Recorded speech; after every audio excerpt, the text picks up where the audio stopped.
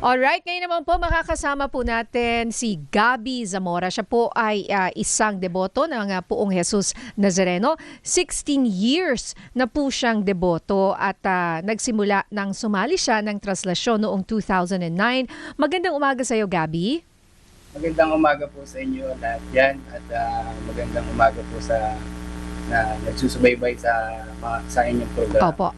Alright, Gabby, baka pwedeng lakasan natin yung volume para mas marinig ka namin, ano? Ikwento mo sa amin ng mabilis lang, ano? Kasi wala na pala tayong oras. Yung iyong naging debosyon. Oo. Paano ka naging deboto at bakit? Opo, naging unang deboto po ako nung taong 2009 nga po. Bali sa pamilya po namin, ang deboto po talaga ng Poong Jesus Nazareno yung aking kuya. Ang aking kuya po, siya po ang unang nagdala sa akin sa mahal na Poong Jesus Nazareno. Dati po, nung unang sama ko sa mahal na Poong Jesus sa translasyon po, hindi ko pa po ganong maunawaan kasi nakikita ko po nakapaa, maraming tao, yung daming tao na yun, yung nagpipilit po na makasampa sa andas, makahawak ng lubid. And then pag nagtagal-tagal po, papunta-punta po ako sa simbahan, nagsisimba po ako sa kanya, doon ko po nararamdaman na lumalalim na po yung pananampalataya ko sa kanya. Hanggang sa parang tinatawag niya na po ako palagi. Opo. Yun, mula po noon, naging kasama ko na po yung Nazareno hanggang ngayon po. Personally, sir, sa pinagdaanan po ninyo sa buhay, paano po ito talaga naging meaningful po para sa inyo? Sa lahat po ng mga pinagdaanan ninyo sa buhay. Siguro po masasabi ko yung Poong Jesus Nazareno sa akin isang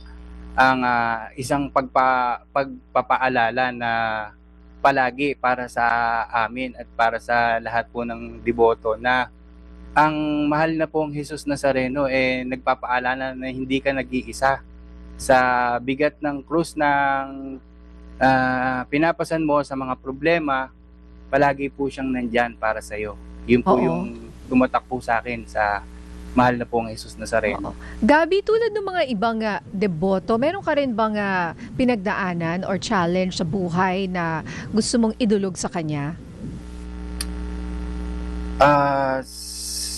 Sa tingin ko po yung mga challenge po sa buhay talagang nandyan na po yan palagi. Kaya lang po talagang ang pagiging devotion naman po hindi lang po sa paghingi sa kanya ng biyaya o yung paghingi po sa kanya ng mga bagay na gusto niyong idulog sa kanya, kundi yung pagdarasal po. Pagka po ang devotion po para sa akin is pagdarasal at yung pagiging mapagbigay sa kapwa, mapagmahal sa kapwa, iniiwasang magkasala. Yun po ako. Opo.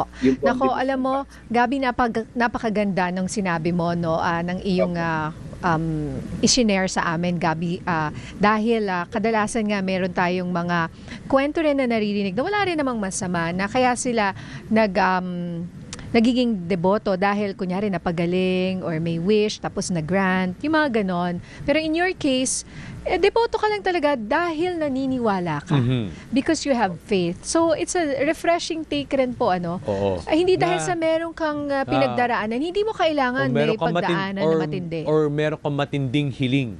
Or matinding hiling. Oo. Pero maganda nga, no? Siguro paalala mo na lang, no, Gabby, sa mga nakikinig sa atin ngayon na hindi naman talaga kailangan na meron, di ba? Para talagang manampalataya ka. Pero yung simple lang na talagang naniniwala ka at maging deboto ka na. Oo. Message mo na lang bago tayo magpaalam, Gabby, siguro sa mga kapwa mo deboto at sa mga sumusubaybay dito sa translasyon. Gaya po nung sinabi ko kanina, ang tunay na deboto po ay hindi lamang po sa paghingi ng mga biyaya, kundi sa marunong o handang magbago ng buhay. Yung kaming mga deboto, sana po makitaan po sa amin yung kababaang loob. Kababaang loob at mahal sa kapwa. Gaya po ng Poong Jesus Nazareno na pinasan niya po yung krus niya, hindi lamang po para sa kanyang sarili, kundi para sa ating pong lahat.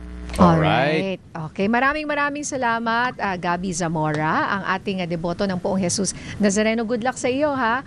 Bukas sa traslasyon. Okay. Ingat po. Maraming salamat din po. Alright, quick bati lang po sa ating mga kapamilya at kaserbisyo. Brian Untalan, Juro Floord, Tita Dulce, Ben Francis Francis. Dulce, ha? Dulce na ngayon si Tito Dulce. Oo, Tita Dulce, Tita Nona Damian, Sara Concepcion, Jericho Ferrer, Ligaya Chingtan, and Emelinda Villoria. Okay,